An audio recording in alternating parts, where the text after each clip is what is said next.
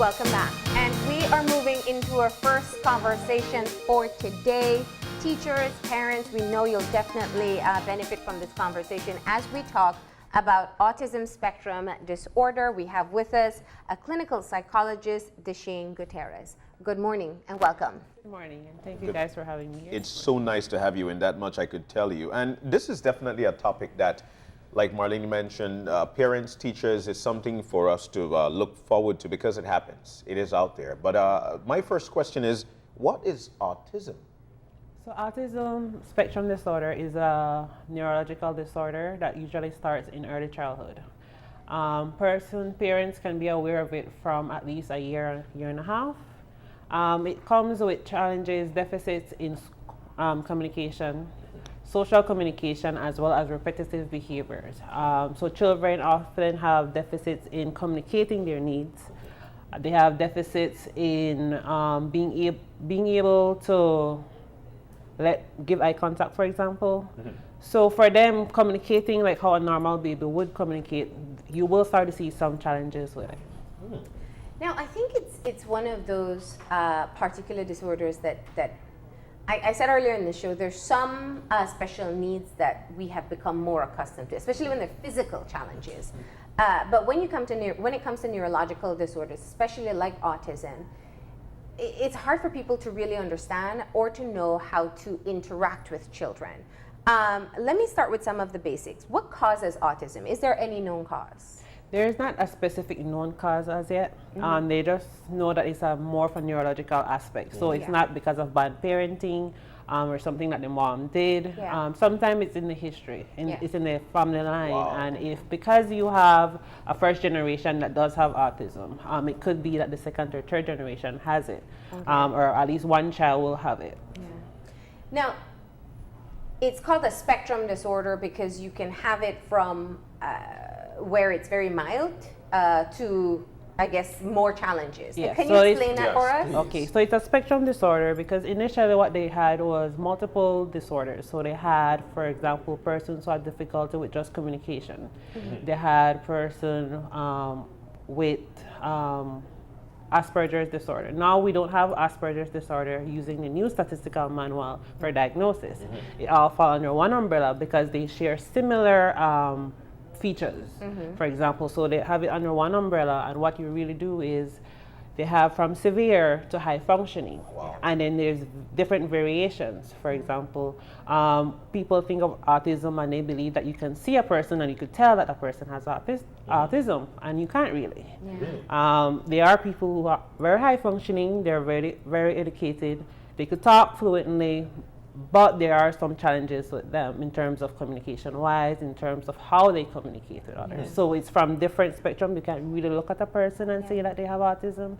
And that makes it a little difficult, especially for persons who are high-functioning, because then it's hard for people to understand their limitations. You know, they either feel that they're not paying attention or they're not interested, so that even affects their friendships, creating friendships, which is different from those who are severe that needs more support in terms of how they communicate, in terms of some of the normal or classic features that we'll talk about autism, whereby people feel like if the child is flopping or repeating stuff.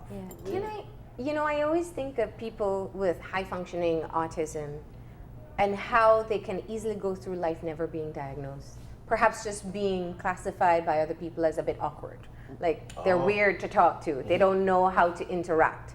And I can think sometimes of people I've interacted with. And is that possible? Can someone go through their entire life and never be diagnosed? Yes. There are a lot of people that aren't diagnosed until they're adult. And that is because either their environment where they come from have provided some support in terms of knowing the cues of when to say good morning, the cues of when to listen to someone before they talk. But as they reach into adulthood, the environment is different. And then you don't have your mom as there to guide you to do some of the things that we expect at work, for example. So that is when most of the deficits are seen or noticeable. Very interesting conversation indeed. But is there a cure to it? There is no known cure for autism. What they recommend in terms of treatment is to educate the family, teach social skills for the person, and it's always best to know what are the strengths and weaknesses. So I always recommend, it's always recommended that a child does a full psychological assessment. And what that does, it gives a profile of the child's strengths and weaknesses. So if you know the strengths of the child, then you know what to encourage. But if you also know the weaknesses, then you know how much support that child particularly needs. So if you know what are the limitations, then you know, okay, well, if it's more on the communication side, then social skills. Educating the parents in terms of, for example, if a child needs routine in their life, then having on your fridge a schedule of what will happen. And if things are about to change, you try to give that child notice. For example, yesterday you guys had planned to go swimming, part of the routine, and you know ahead of time it's going to change. For a child with autism, it's difficult to change routines. So, but if you get up in the morning and let them know that this is the plan for the day, there's a change, you're giving them time to prepare. And you're giving them time to regulate their emotions to the new environment that they're about to face, because for some, they need that routine. What is the capacity for learning for people on the spectrum? It varies. They have some who may have intellectual disabilities, and there are some who are between average and above average. So you can't really say, well, if you have intellectual disability, you have autism, or if because your IQ is average, you don't have autism. So in other words, they can be integrated into the school system and learn as any average child would. Yes. But their social skills Their is social where they have the skills, most challenge. Will have some of the challenge. And when you say social skills, there's also a social communication disorder as well. So it's not just the social skills, but also there are other profile that you have to look at. A limitation or a deficit in social skills does not necessarily mean autism. So it's a matter of trying to figure out what all are the deficits that you are seeing in the classroom. So for example, if that child plays in the classroom differently from the normal from the other children, or how they communicate, they don't really usually understand social space, the hidden curriculum, the cues, I know to speak when you stop speaking. I know if you're speaking to me or if you're speaking to John, I don't need to interrupt. So it's social cues. I'm trying to find a way to explain it. Just is it a learned behavior? It's something we're naturally inclined to, but we learn how to interact with people. It's a little bit of both. Okay. Babies from their born, they could read facial expressions. They give different facial expressions. But as we grow older, our parents tell us, okay, you're not to talk when an adult is talking. So they're trained that way, you know. But for them, it's hard for them to understand. Even if it's repeated for a while, it may be a little difficult for them to grasp the underlying reasoning for it. They do have nonverbal communication difficulties. So they don't understand our nonverbal cues. If they see, if you fold their hands, we will know what this means. Or look away. Or look away, they will know. For example, they have a lot of interest in topics, whatever topic that they're fixated on or interested in. We could be having a conversation and they'll walk up to us and start to talk to us about dinosaurs or sailboats, and they'll just go on a tangent talking about it because that's their interest. But they won't give us time to engage in a conversation. They will tell you what they know because that's what's interesting. You know, for a lot of parents, especially here at home, who are not cognizant of these signs and what to do because their child has autism, it could become difficult.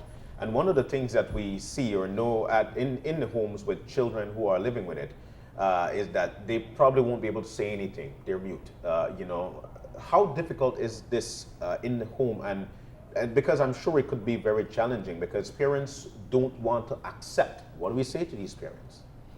What we say to these parents? Well, first of all, I think one of the difficulties with accepting is they don't really understand what are some of the warning signs.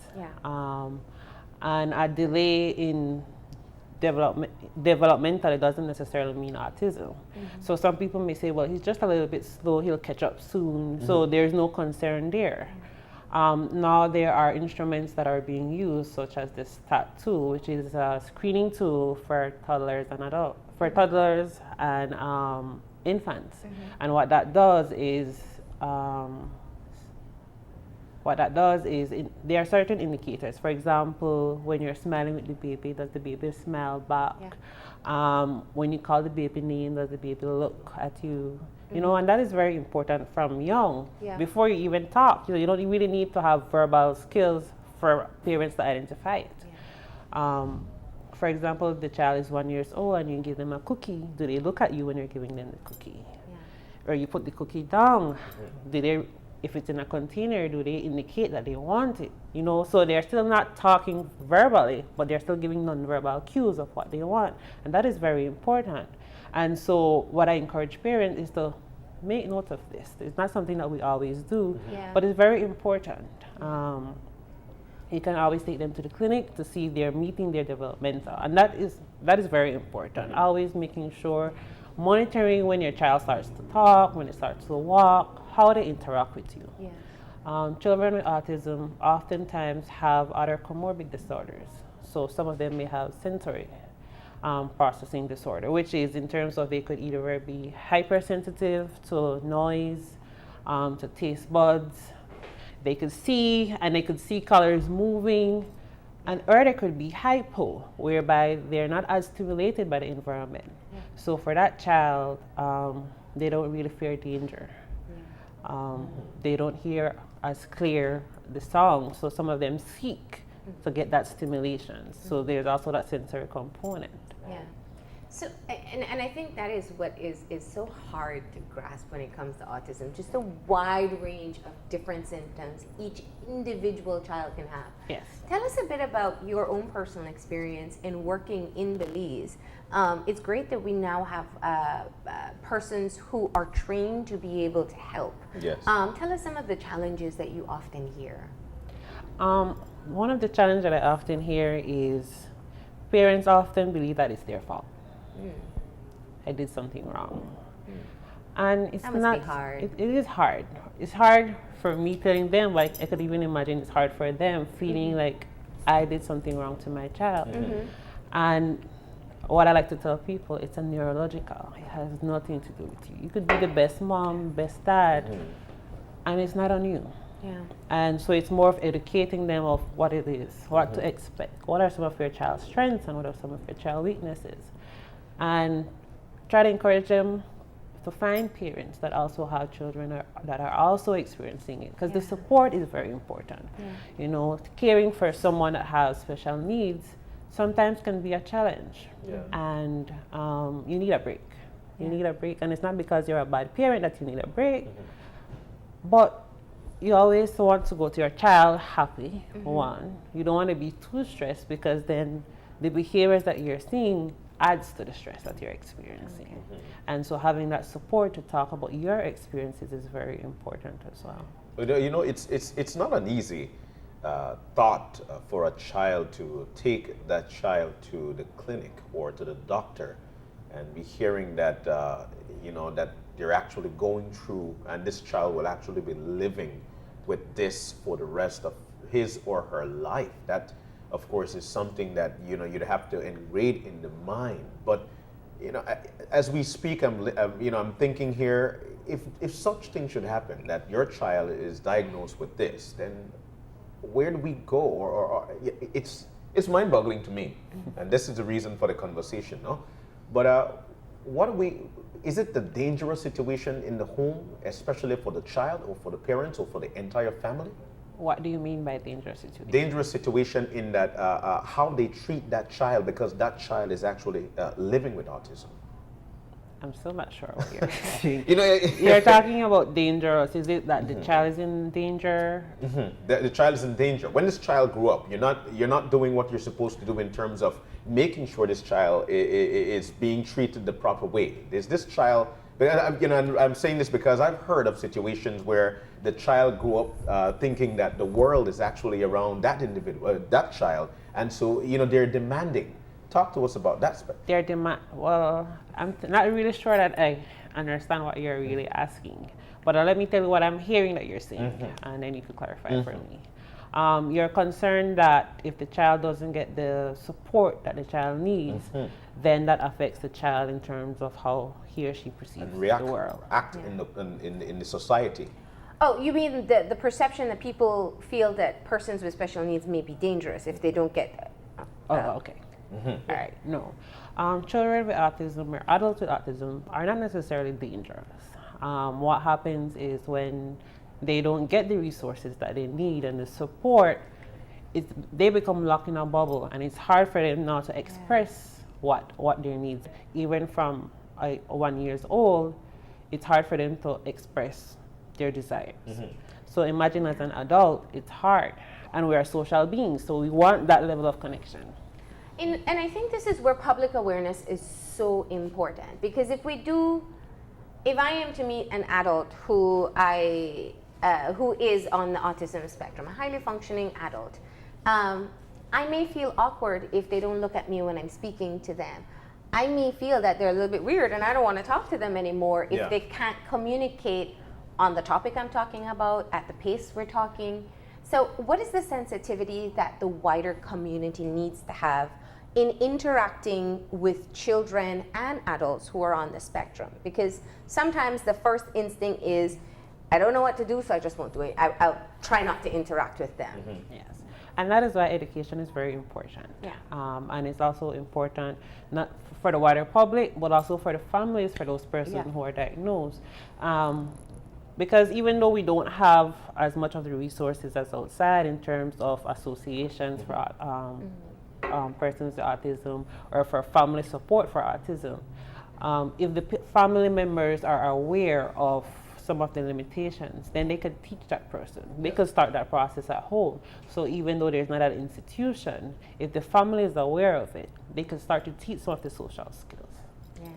You know, we had a young boy on the show who is autistic, and he created a computer game through an app without his mother's assistance. And I thought it was such a great example of how when you focus on a strength of a child, he loves technology, that they can still be able to thrive and express. And he spoke clearly on this because he was so passionate about it.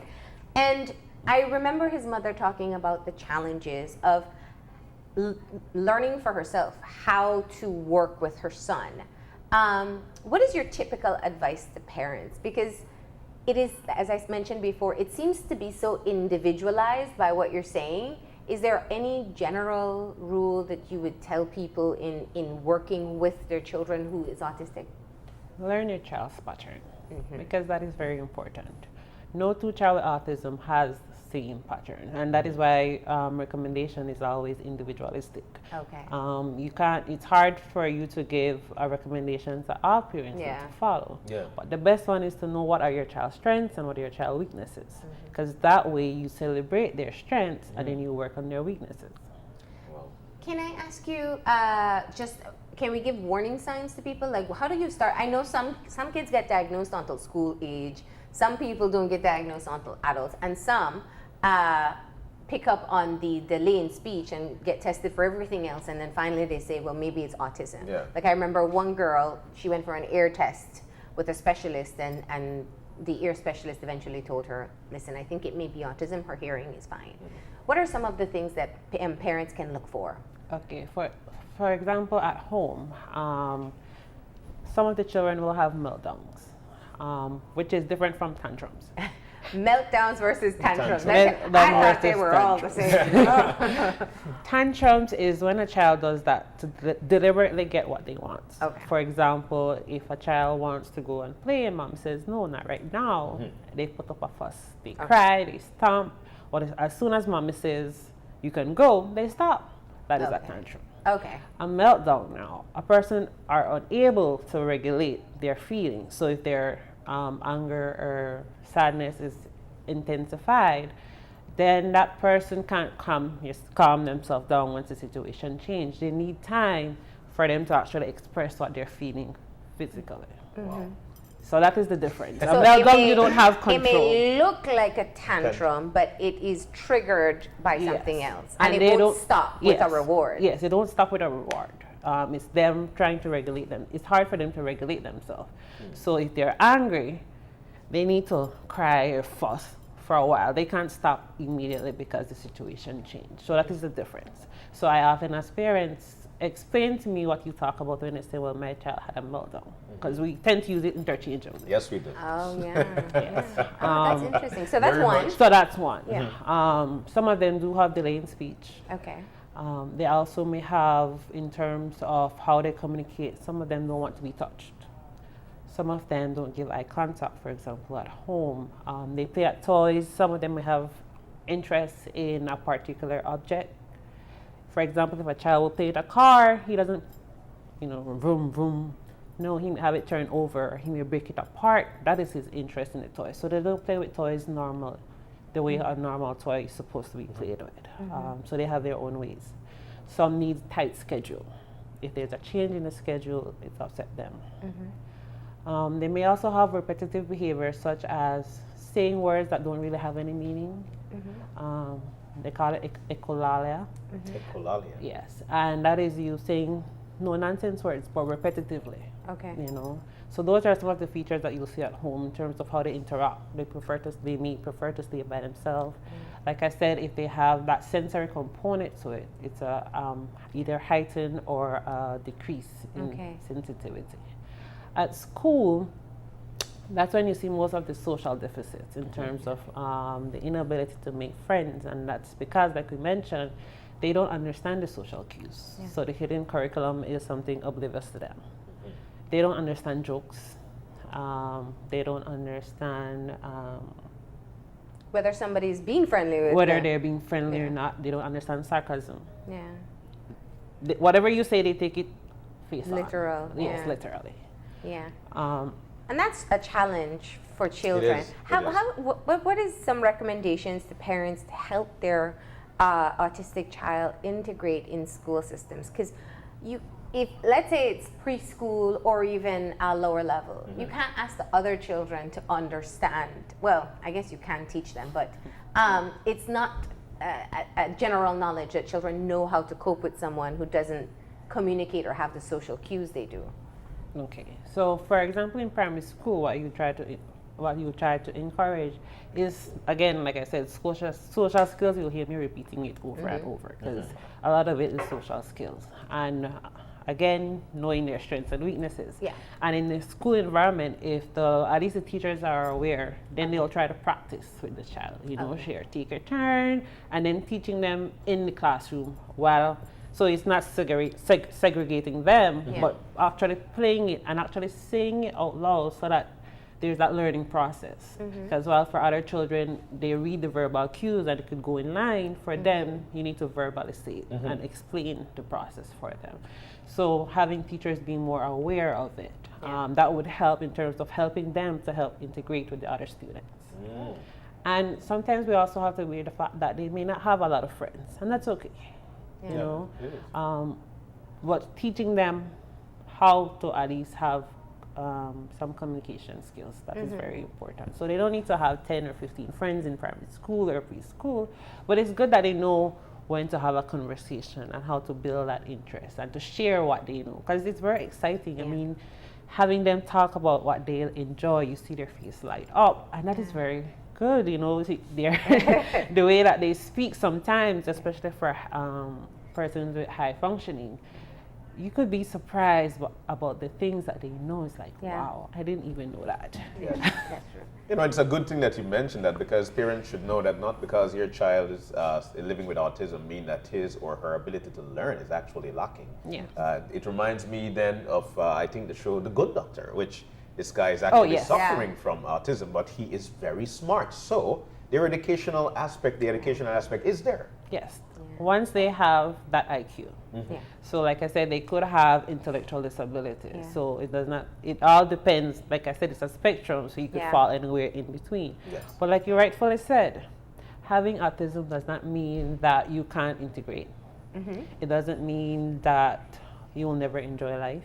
It just means that you look at life through a different lens. And it doesn't mean they have a bad life. They just don't see the world the way we see the world. Exactly. So we may have pink lens and they have green lens, but we both have lens, but and we could share the lens, right? Of course. Now let's talk about disruptive behaviors. And you were very clear in saying this is not something exclusive to children with autism.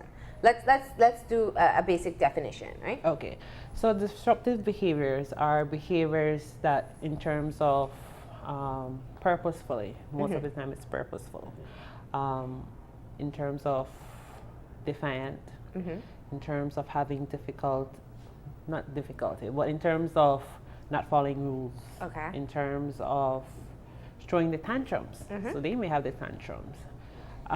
In terms of, so I like to separate autism disorder from disruptive disorders, because Okay. disruptive disorder, there's a list of disorders that a child could have Yeah. in terms of disruptive behaviors. And for disruptive disorders, those are normal behaviors that we see. Children who like to tease. So when you hear the listings of what is disruptive disorder, you're like, well, my child is like that.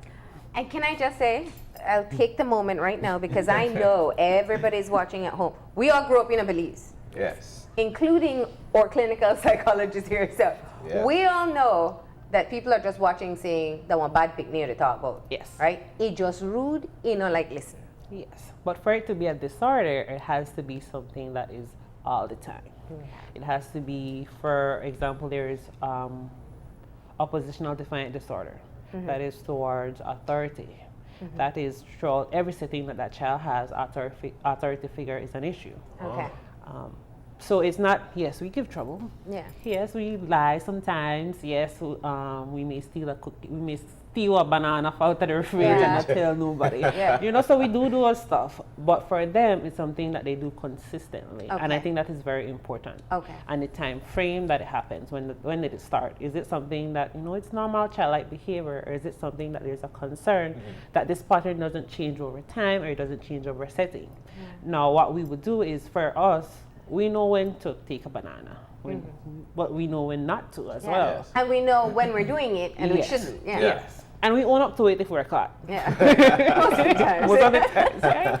So for them, they are defiant across settings. Okay. And that is the difference with disruptive disorders. So, and there's oppositional defiant disorders, and there's also conduct disorder. How? So many things to No, this. there are, and I think this is where we know that within the education system, it's important that teachers understand these things, because, like I said, once upon a time, it was just simply that you were bad, you couldn't keep still, or you give trouble. Yeah. How does a parent, or even within the school system, deal with this particular disorder? Because you don't want to reward bad behaviors in front of the other children who are capable of having more control. Okay. I think the most important thing is for teachers to identify that this child has a disorder. Okay. And knowing the difference. Sometimes children do get labeled the bad child. And it's not really that they have oppositional defiant disorder. Yeah. That they're probably going through different things. So it's always trying to figure out, is this a manifestation of this child's personality and traits? Is it something that they do consistently, or is it every once in a while you have to calm down, Johnny, calm down, and figuring that out in terms of how do they deal with the behaviors in the classroom. Classroom management will be very important. One, most schools do have school counselors, and trying to get them to do behavioral therapy with the school counselors in terms of regulating their behavior, monitoring their behavior. And then that is also a challenge for the school counselors, because they're defiant to authority figures and then they're the authority. So it's that tricky line in terms of how do you not be seen as the authority, but it could be someone that they can learn from in terms of how to integrate it. Yes. Yeah. It brings me back to eventually looking on a whole on the educational system and what happens in the school, because these things are actually out there. We're living in it. It's the reality. But we continue to think that our child is actually a troublesome child, not knowing that they're actually suffering from something. So these, And in fact, I could say that most adults in our country, if they do have a particular disorder, just were never diagnosed. Yes.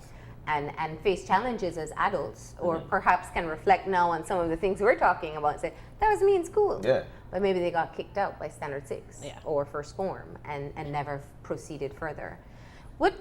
I don't want to get too much into the conversation, because I think that just being able to educate people on autism and disruptive behavior is a lot.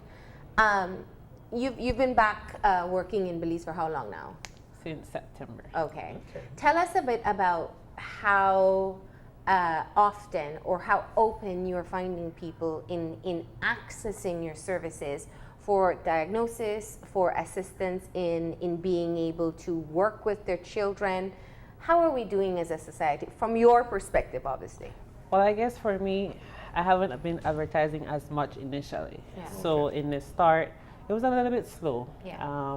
I work with a project called Project Heal, and I think from there, some of the parents would come and say, Miss Gutierrez, I think something is wrong with my child. I'm not really sure what it is. Could you assess the child and see? And I found that surprising, because initially, when I came back, like, will people really know what I can do? Will they know what assessment is? But some people are aware of it, and I think that is that's a very good sign. Yeah. So I know that education, more people will be more open to it. Some schools has asked me to present for them in terms of they're seeing certain behaviors and are not sure what it is. So I would go and do presentations for the school to let them, to teach them, for example, about different disorders. But so far, there are parents who call me and say, I want you to assess my child. Yes. What are some of the common disorders that you're finding? ADHD, depression, actually. In children? In children, yes. Wow. So children have this depression. So depression, It's one of the things that It's one of the things that affect There is a lot of yes. issues in Yes. our society yes. right now. in terms of assessment academically, a lot of our children have learning disabilities, particularly with reading. I also assess for persons' IQ. And some of them may have below average IQ and then would have deficits in their reading and their maths and their comprehension. And it does not necessarily mean that because you have a low IQ means that you can't achieve at school. Yeah.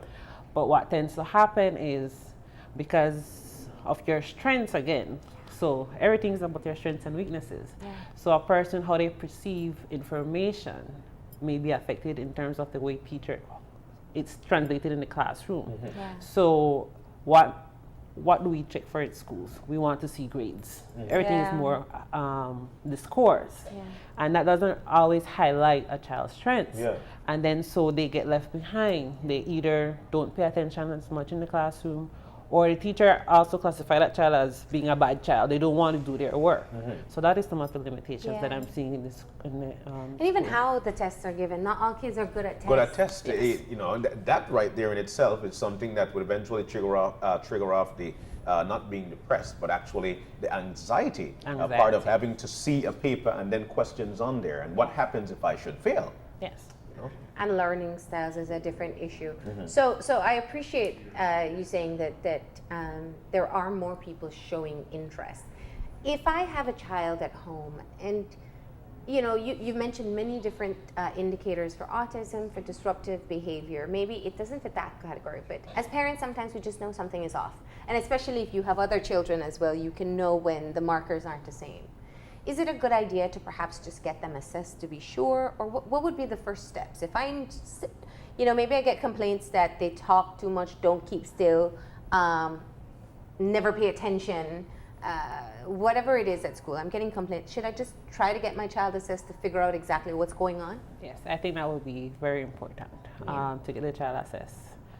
NARCI offer assessments, so that is an aspect that people can go to. That's free services that they can say, well, these are some of the concerns that I have, and they can get evaluated. Yeah. Or they can contact me. Yeah, Of course. And get their child assessed. I always try to encourage to do a full assessment. So I check IQ, I check their achievement. Your achievement is based on what you've learned so far in school, and that is, are you at your standard level or are you at your age level? And if you're not, so for example, you're in standard 5, but your reading is at a standard 3, then we know where we need to work at to get you to where you need to be. And then for the social aspect, your adaptability skills, your social skills, all of that is assessed, so that way you know your full child. You don't just look at one aspect and say, well, this is my child limitation, because you want to look at the child for who they are as an entire person, not just a piece. Well, while we have you here, your contacts, if we want folks to contact you because you've got it, how do they get to you? Well, they could send me a text or a call at 636-0823, or my email address for deshane.gutierrez@gmail.com. Okay, Deshane. And to parents out there who have been raising autistic children in this country and just sometimes feel so frustrated, what would you say to them about being able to enjoy their time with their children and still understand the capacity that they have? I will say to parents, like I said earlier, monitor your child's strengths and their weaknesses and go from there. Yeah. You know, it's not a death sentence. It's not the end of the world. They can still enjoy life. You can still enjoy life with them. Yeah. Of course. And it's embracing that and celebrating it. And trying to, as much as possible, I encourage parents to use Facebook wisely. You know, let's form a Facebook page whereby parents who are facing some of the same challenges could come together, that they create their own support group. Yeah. You know, and that is very important. You need time to express some of the challenges that you're facing. You want to share some of the things that you're seeing and say, well, what have you been doing? Because probably one particular behavior another parent may be experiencing as well. So talking about And foods too. Yes. Yeah, because foods can trigger different behaviors as well, right? well, food Well, does sure. add to Yeah. it, Yeah. but the research in terms of food has been mixed. Okay. But we all know that food improves mood. Mm-hmm. So yes, there is some truth to it, but how much that's still Yeah. that's still a question. Okay. Well, thank you so much for coming in and sharing this information. guys We for having appreciate it.